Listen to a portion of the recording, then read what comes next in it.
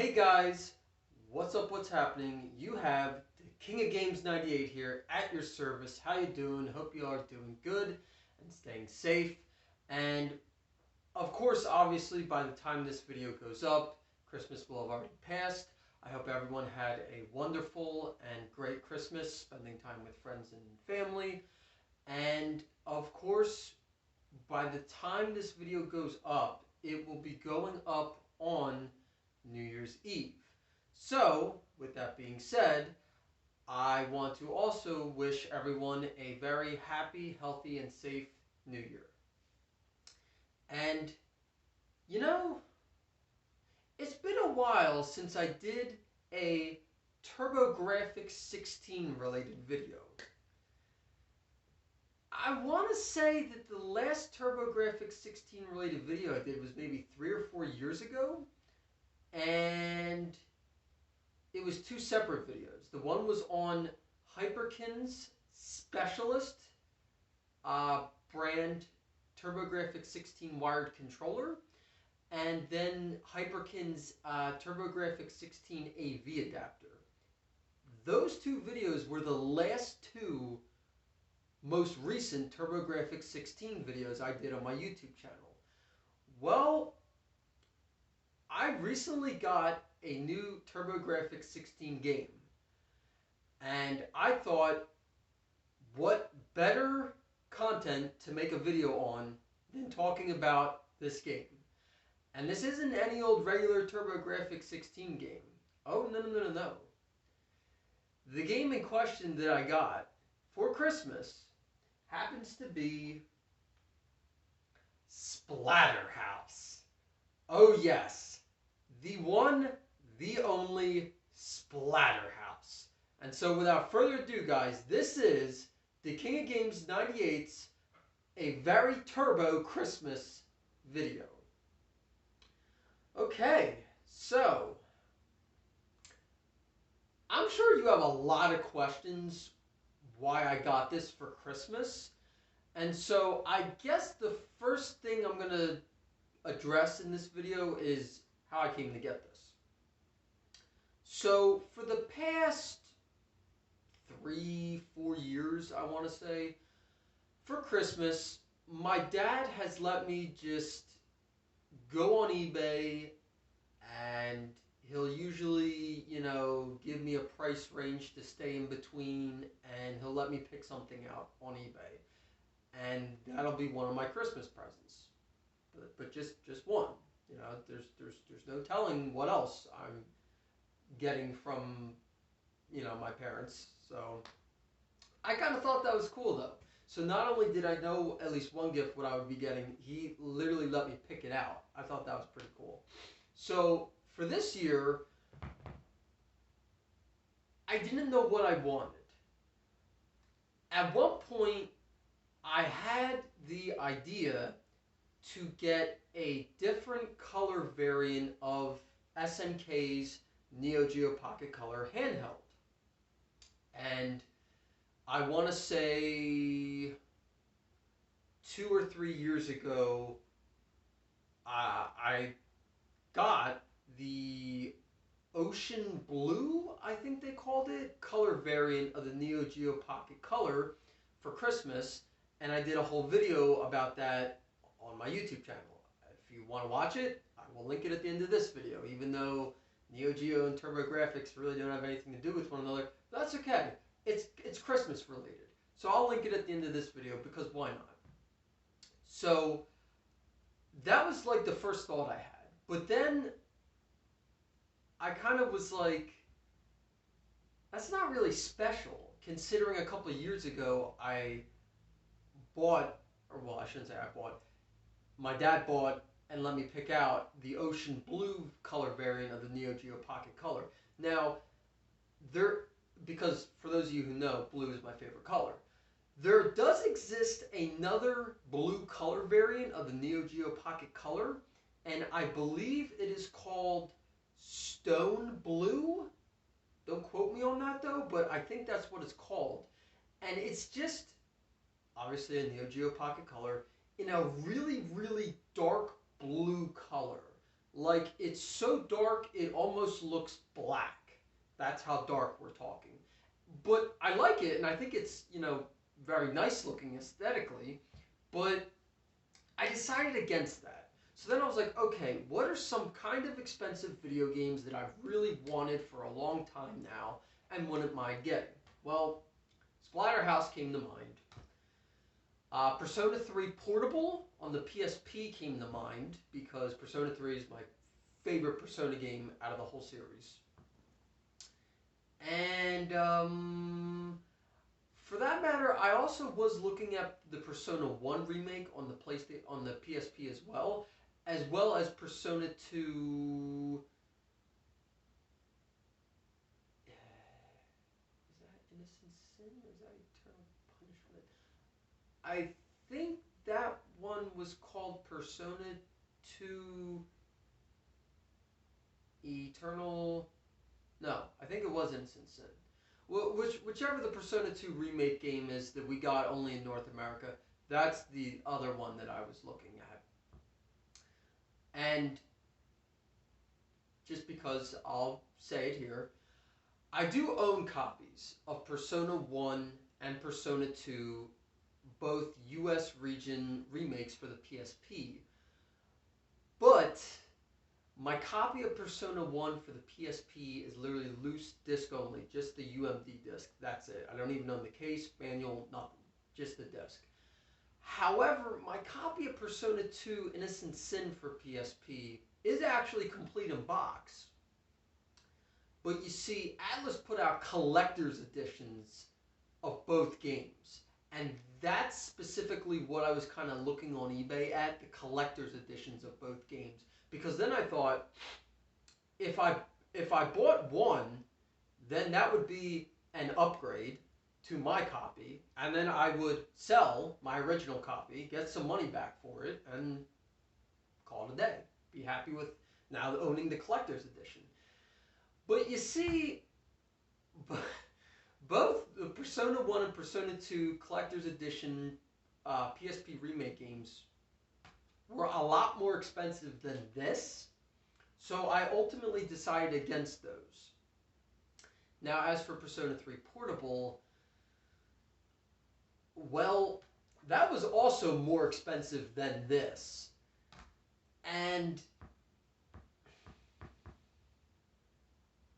I was having a hard time justifying the price. That's ultimately what made up my mind. Even though it wasn't even my money, my dad was paying for it and buying it for me. But even though it wasn't my money, I didn't feel right. I didn't feel right having letting him, whatever you want to call it, spend that much money on one game. So I settled on this. Well, no, I wouldn't say it like that. I decided to go with this. Much better. And I'm very happy with this because I've really, really, really wanted this game because it is a freaking awesome side-scrolling beat-em-up that is in the horror genre, but it's still a beat-em-up. This is just so cool and unique.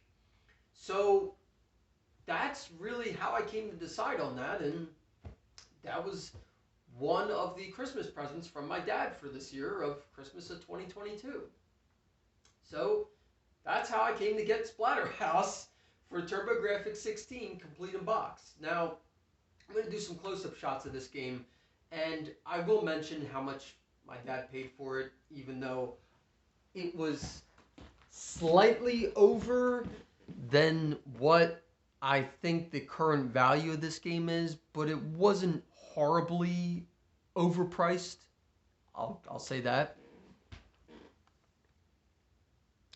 I love the freaking artwork of the TurboGrafx 16 port of this game. That artwork is so cool and just screams 90s. I just love it.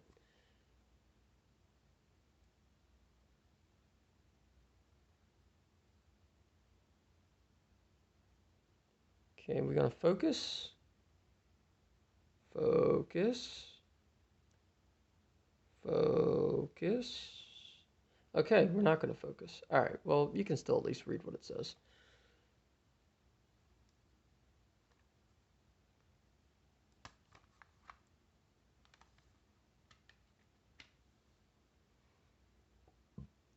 as you can tell, the game is in fantastic condition and is just very clean and very complete in box. Like, I was very surprised with how immaculate this hue card is in, and it is just in pristine condition. Like, it really is.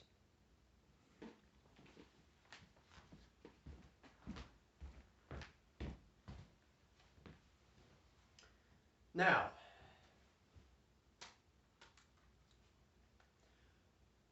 my dad paid, I think it was $115 for this game. And then I think shipping was either $10 or $15 on top of that. So roughly between the price of the game and then shipping,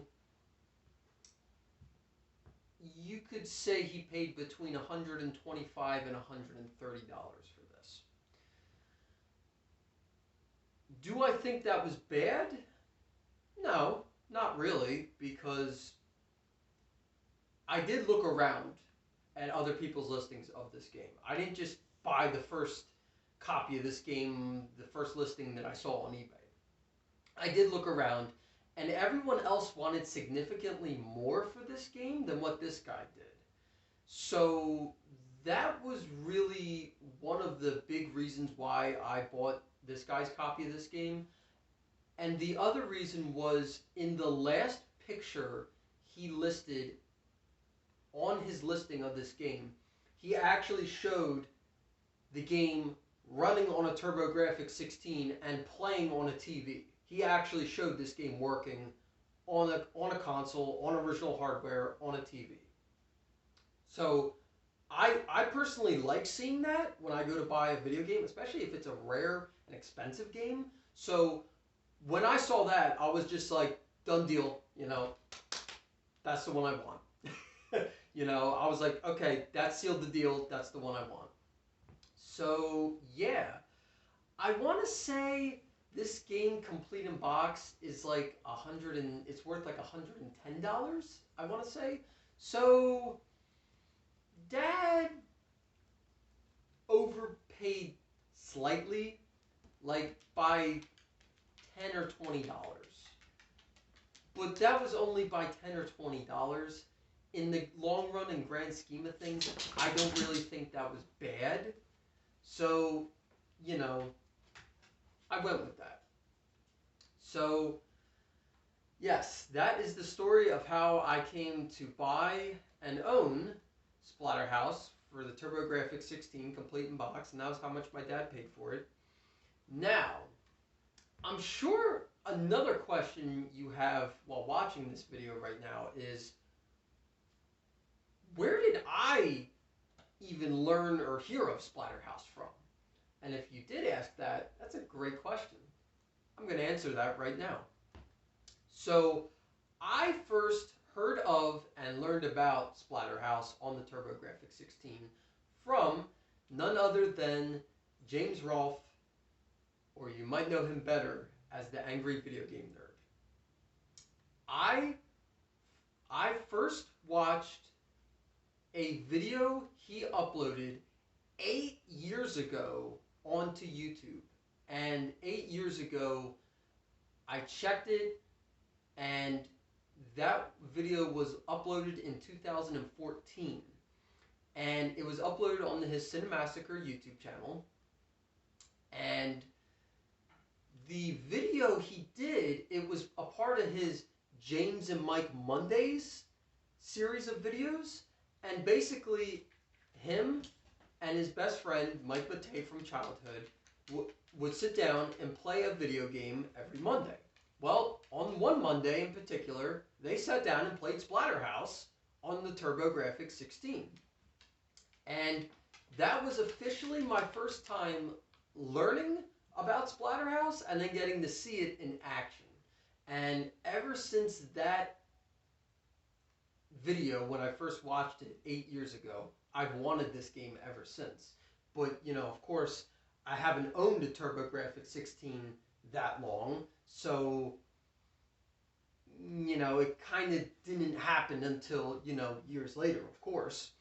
But nonetheless, I'm very glad and happy to own this game finally, and especially complete in box. Now, for those of you who don't remember that video or never saw it, I will link that video at the end of this video as well, for your viewing pleasure, if you so choose to watch it. So, that was that. And what's kind of funny is, this is the second time now I specifically got a horror game for Christmas. Believe it or not, back in 2020, so 2 years ago, my mom, so I found out, so two years ago, back in 2020, Next Level Video Games, the local small business video game store I always talk about that I go to, they got in a rare and expensive horror game called Clock Tower for PlayStation 1. And it was the US, North American version of the game, and it was complete in box. Well,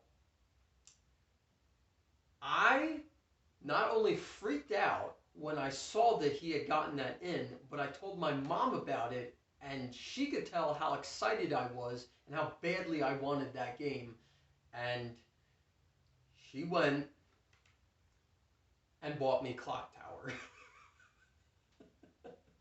Now, for those of you watching this, these two games have absolutely nothing to do with one another, other than they're both horror games. And I thought, since I got both of them for Christmas, even though it's two different Christmases, I still thought it would be cool to, you know, mention that and include that in this video. So, yeah, he got in a complete in box copy of the game Clock Tower for PlayStation 1. Now, funny little backstory to how I learned about and discovered Clock Tower. JonTron. JonTron, I don't know how many years ago or how long ago he uploaded this video, but JonTron uploaded a video of him playing the original Clock Tower on the Super Famicom, aka Super Nintendo, because technically this was not the first Clock Tower game released. This was the first Clock Tower game released in North America, but not in Japan. In Japan, technically the first version of Clock Tower was on the Super Famicom. And believe it or not, it was also ported to Bandai's WonderSwan Color. Go figure. So, again, you'll have to forgive me. I don't know how long ago, how many years ago that was that he uploaded that video and when I watched it, but I remember watching him play it, and I was loving every second of it. I was laughing my ass off because it was funny both watching him play it and watching him react to the game itself. So when I saw the Next Level got this game in, I was like, oh my god, I gotta get this. This is the one game he got in at that time that I was like, I gotta get this game. Well, she ended up surprising me Christmas of 2020 and got it for me. Now, I don't remember exactly how much he wanted for this game, but it was a lot. And when I say a lot, I want to say it was close to $200, but it wasn't. It was close to $200, but it was still right under that price mark. So yeah, I don't remember exactly how much he wanted for this, but it was right under $200. And she bought this for me that year and surprised me with it by wrapping it up, and she put it in my stocking. So, you know, I open all my gifts, I get to the stocking, and I reach in there and I feel like a CD jewel case. I'm like, what the hell's this? I open it and I was like, oh, no freaking way! And I'll do close-up shots of this real quick, because this is This is just so clean, and it is very complete in box.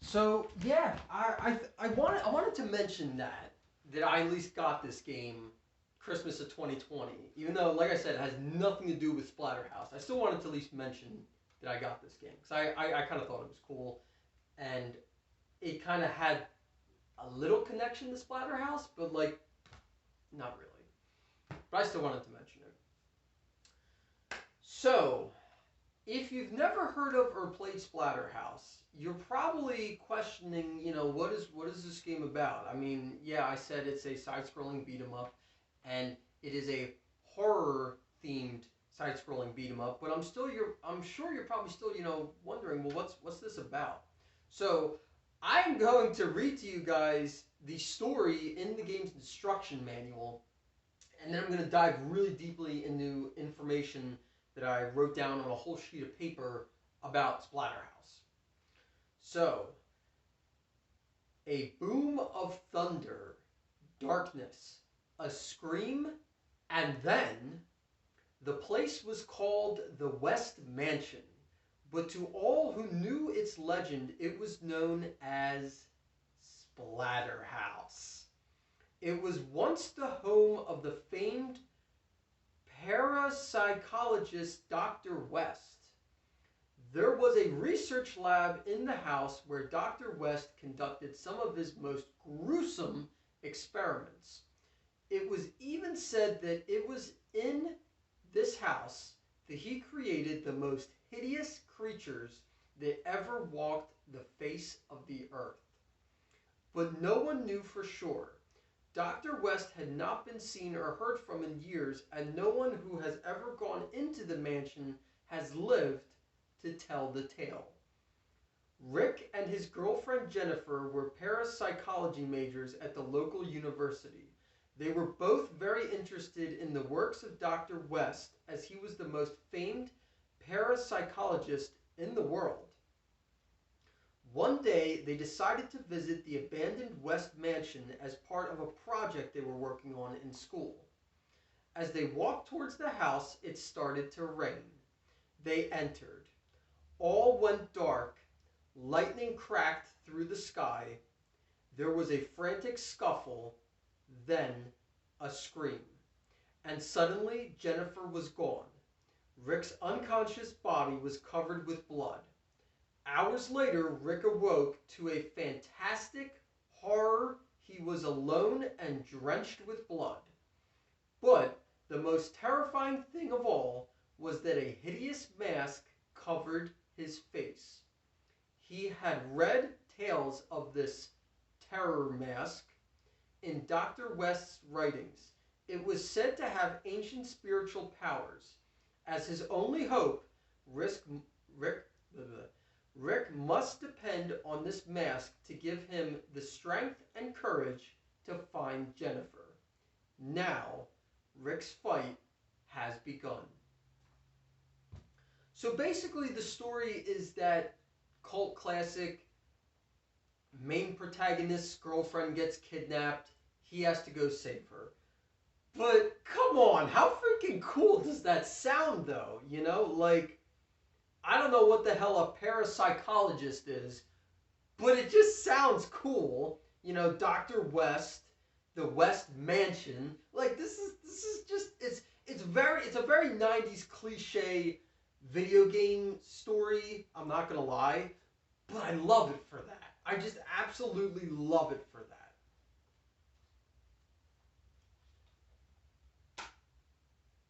Love it.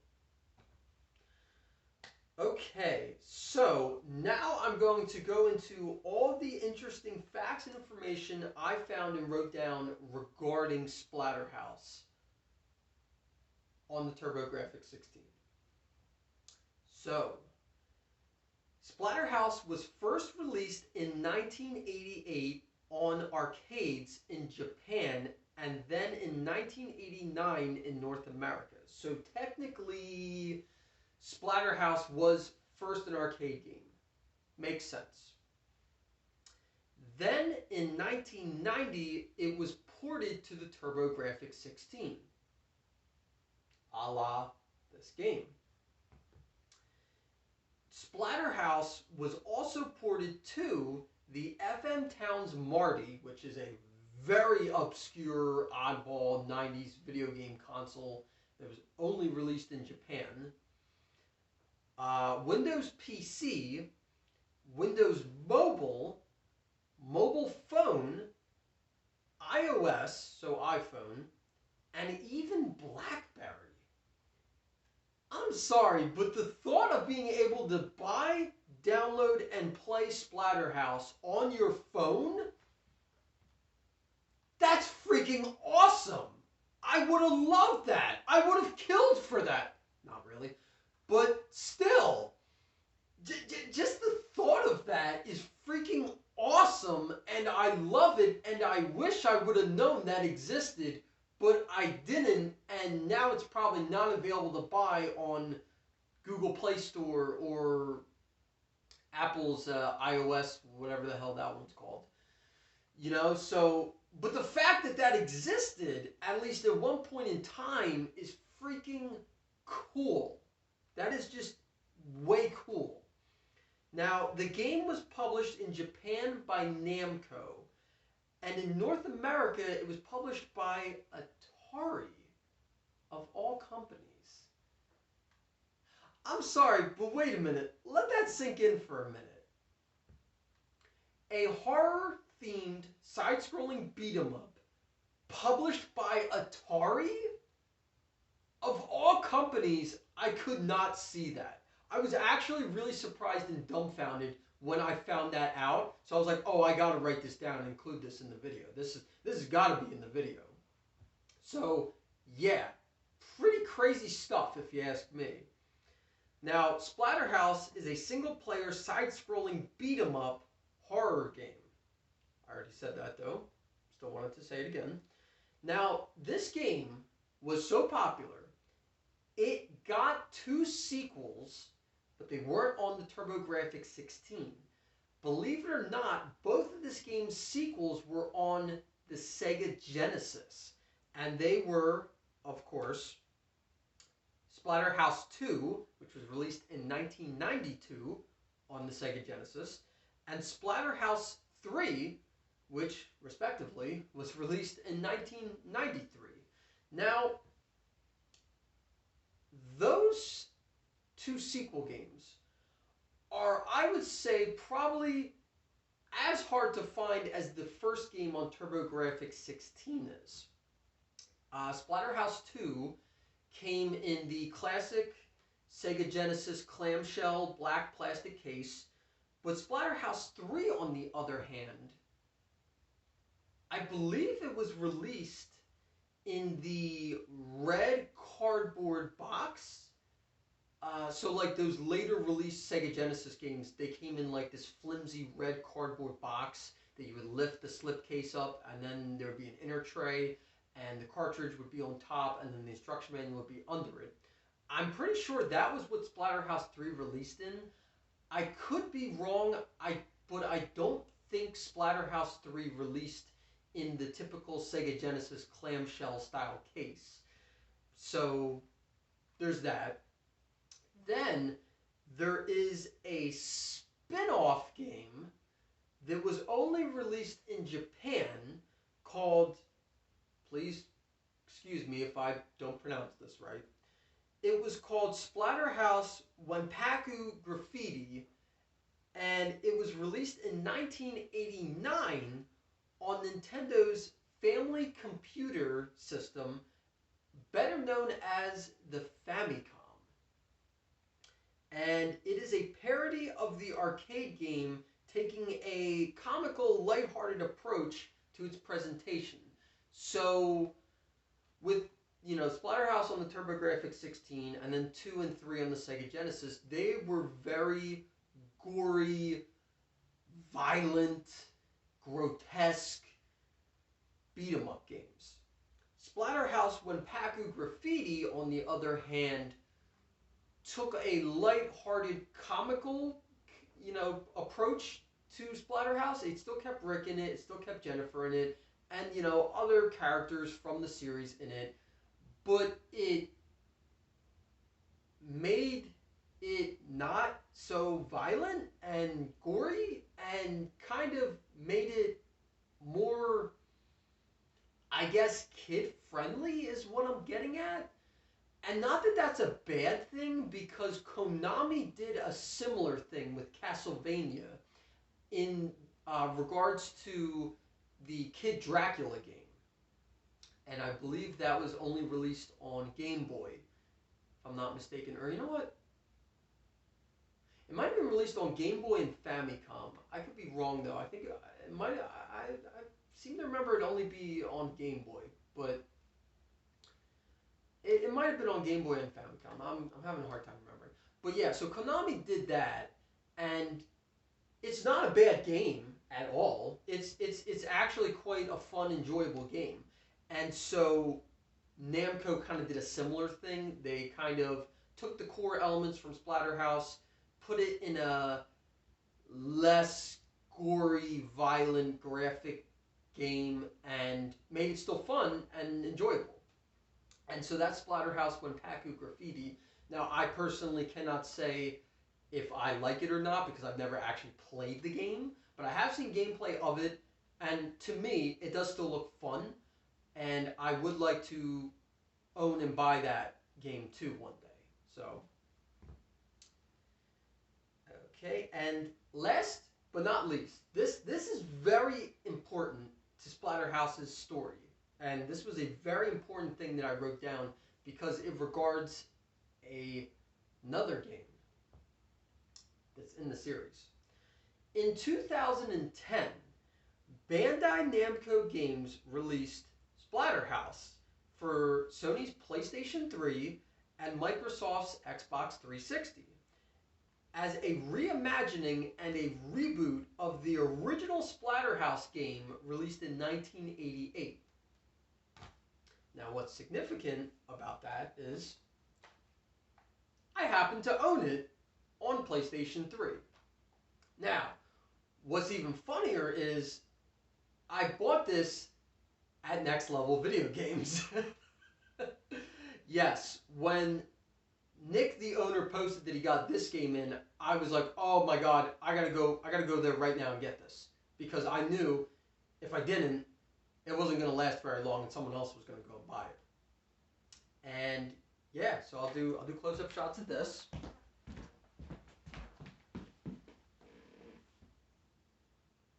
And this is a very clean copy of the Splatterhouse reboot for PlayStation 3.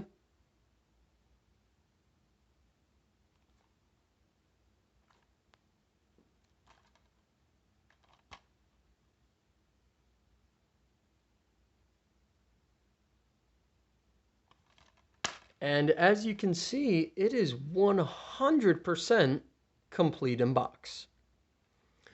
Now, you'll have to forgive me, guys, because I bought this game from Next Level Video Games a long time ago, and I don't really remember how much I paid for it.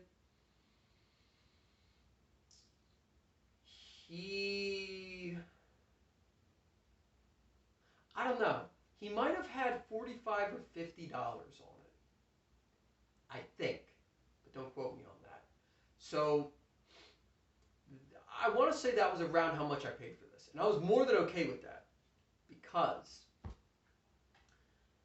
not only do you get the one main game on this game disc, but you get 3 more additional bonus games on this one disc. So, in total, you get 4 full games on this one game disc.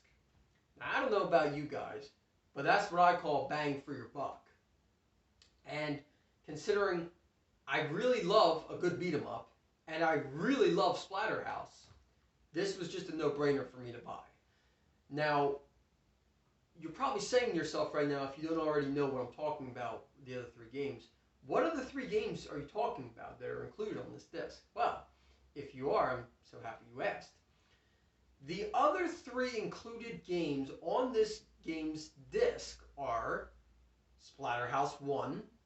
I don't know if it's the TurboGrafx 16 version or the arcade version. Splatterhouse 2, the Sega Genesis version, and Splatterhouse 3, the Sega Genesis version, are all included on this one game's disc. Now, to my understanding, you cannot play them from the start, from the get-go, after just popping the game disc in. You have to actually first go through and beat the game, and then after beating the game, you unlock all three original Splatterhouse games.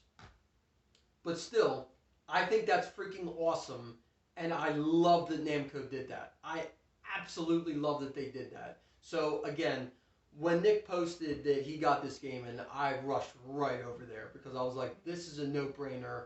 I want this game. I need to pick this game up.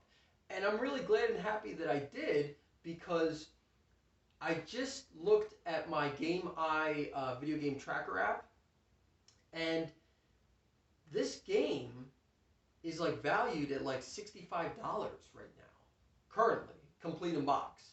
So I think this was a really good buy, and it's already gone up in price. So it's just going to keep going from there. You know, it's not going to stop. So, yeah. Whew! Wow, this has been a little bit longer video, and I've been talking for a lot longer, but that's okay, because it's in regards to Splatterhouse, and I love it. So that's pretty much all I had wanted to say for this video. Excuse me.